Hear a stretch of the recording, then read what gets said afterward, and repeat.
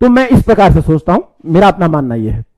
अब आती है बात, अगला प्रश्न आता है, प्रारंभिक परीक्षा की तैयारी पहले करें या मुख्य परीक्षा की तैयारी पहले करें।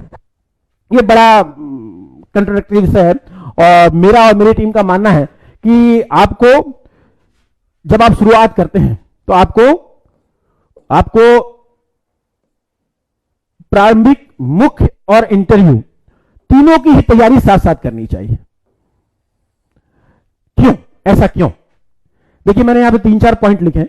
आज स्लाइड बनाने के पीछे मेरा रीजन ये है कि आपको मैं बारीकी से बता सकूं, कुछ बातें मेरी आपको ना समझ में आए तो मैं आप खुद समझ सकेंगे मैं क्या बताना चाहता हूं। तीसरी बात, जैसे मेरे पास मुकेश सोलंकी जी का एक प्रश्न है, एनसीईआरटी कैसे पढ़ें, पढ़ने का क्या मतलब, रीडिंग करना है या कुछ और। मैं अगली स्लाइड में मुकेश जी आपको यह प्रश्न बता दूंगा, आंसर बताऊंगा, और ना मिले तो आप दोबारा लिख दीजिएगा, क्योंकि मेरे पास ये प्रश्न है कि पढ़ना कैसा है, तो मैं उसका आंसर भी दूंगा मुकेश जी आपको।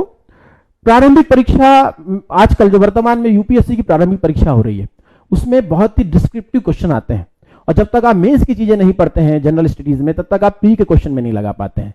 इसलिए प्री को भी कवर करने के लिए आपको मेंस की चीजों को पढ़ना जरूरी है। दूसरी बात, जब आप प्री का एग्जाम निकालने मान लो, तो आपके पास मेंस के 3 से 4 महीने रहते हैं, और यदि आप मेंस का सब्जेक्ट तैयार नहीं करेंगे पहले, तो आपके पास बहुत कम समय होता है उसको तैयार करने के लिए और अपनी लेखन शैली को डेवलप करने के लिए। इसलिए आपको शुरुआत से ही यह करना चाहिए।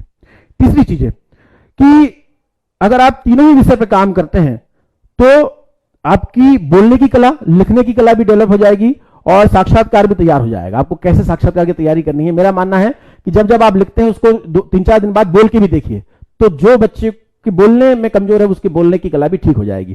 तो अब तीनों की तैयारी पहले साल जब तैयारी करने आते हैं, तीनों एक साथ करते हैं, तो आपको इसका लाभ मिलेगा। अब दूसरा विकल्प होता है। दूसरा विकल्प क्या है? 1 साल बाद की रणनीति। 1 साल बाद आपने तैयारी करते करते हो गए, आपकी 3 कंडीशन बनेगी। पहली कंडीशन, अगर आप प्रारंभिक परीक्षा में फेल हो गए, आपने तीनों की तैयारी की और आप प्रारंभिक परीक्षा में फेल हो गए, अब स्ट्रेटजी चेंज करना है।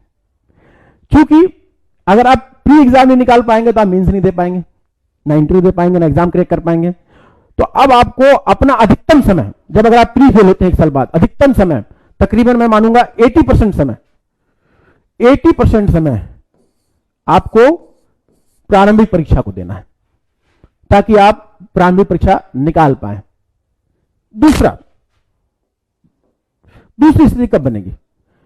दूसरी स्थिति बनेगी जब मुख्य परीक्षा आप फेल हो गए। मुख्य परीक्षा फेल हो गए, इसका मतलब क्या है?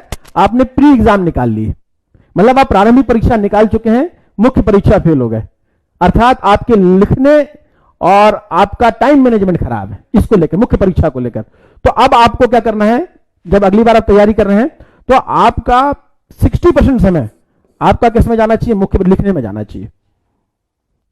तीसरा पॉइंट आता है, जब आपने प्री भी निकाली, मेंस भी निकाली, लेकिन आप इंटरव्यू में फेल हो गए, तो इस कंडीशन में आपके पास 2 कंडीशन बन सकती है।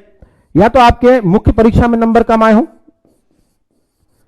कम नंबर, कम अंक, या आपके साक्षात्कार में कम अंक आए हो, इंटरव्यू में आपके नंबर कम आए हो। तो जिसमें आपके नंबर कम आए, आपको उस पर मेहनत करने की आवश्यकता है। यदि आपके साक्षात्कार में अच्छे नंबर आए, मुख्य परीक्षा में नंबर नहीं आए, तो आपको मेंस में मेहनत करने की आवश्यकता है। आपकी प्री निकल गई और मुख्य परीक्षा में अच्छे नंबर आए हैं और साक्षात्कार में कम आए, तो आपको इसमें मेहनत करने की आवश्यकता है। तो 1 साल बाद आपकी रणनीति चेंज हो जाना चाहिए, यह मेरा आपसे अनुरोध है। आइए आगे चलते हैं।